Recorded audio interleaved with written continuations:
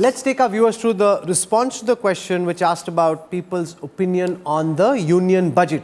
28% of the respondents felt the budget would accelerate growth, 13% felt it would help farmers, 6% felt it would boost manufacturing, meant to please the middle class was the response of 14% of the respondents, all of the above was 6. So this is the opinion on the union budget. The most important clearly of those is accelerating growth, which is the response of 28% of those who were surveyed. I think if you look at these survey numbers when it comes to the budget, I think the important thing is there isn't a strong negative sentiment. You know, when you're a finance minister, it's not about necessarily having a huge positive. There is a very small negative sentiment. None of the above is only 1 in every 4, roughly approximating to the sort of size of the main opposition party. But by and large, I think you've not seen strong negative sentiments to the budget, and some of that I think reflects at the moment. But, and there's always a but, when I come to the next question, because I think you need to link it to that. The moment you say, Rahul,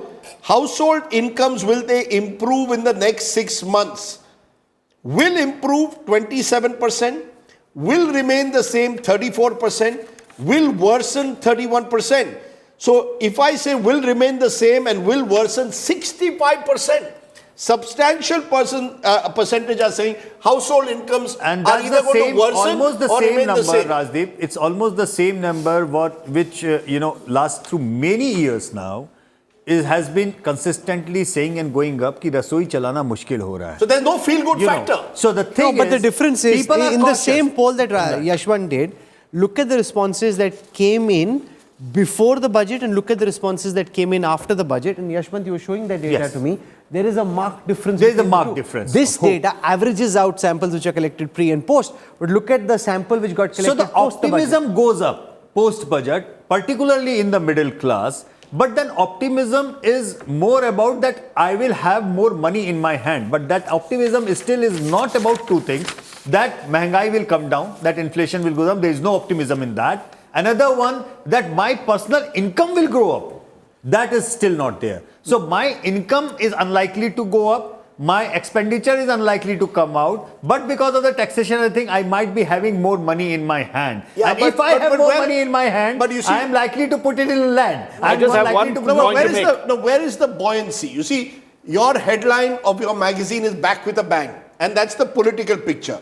On the economic picture, clearly this government is not back with a bang. Which is exactly the question that I wanted to ask Yashwant, is that we have a paradox that is existing, right?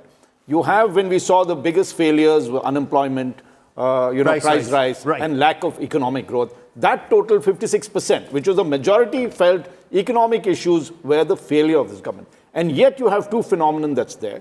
One, that politically they seem to have gained considerably.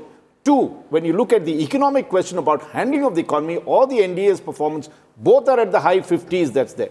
What explains this reason why you would feel very unhappy with your economic situation and yet you still feel that the economy is being handled well, politically you're gaining? What's the reason? Well, I think it has a lot to do with two factors. Number one, if I understand the person is doing enough or trying enough to make the things work or not. So on that account, I think Prime Minister Modi's image, personal image, goes across as a person who gives 100% to whatever he is trying to do. Number one.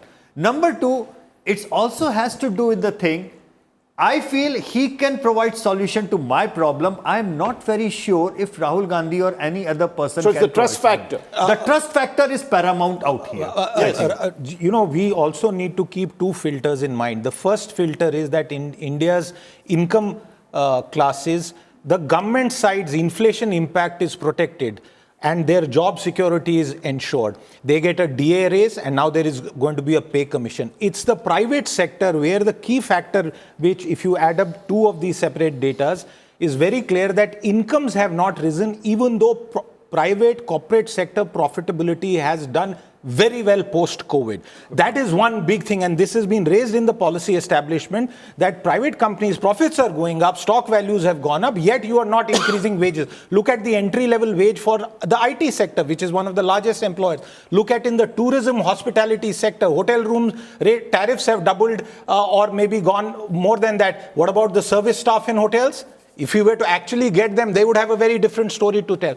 So the key issue here with regard to income wage growth is that private sector wage growth at the lower and the middle bulk level has not gone up, has not kept pace. Forget the top earners.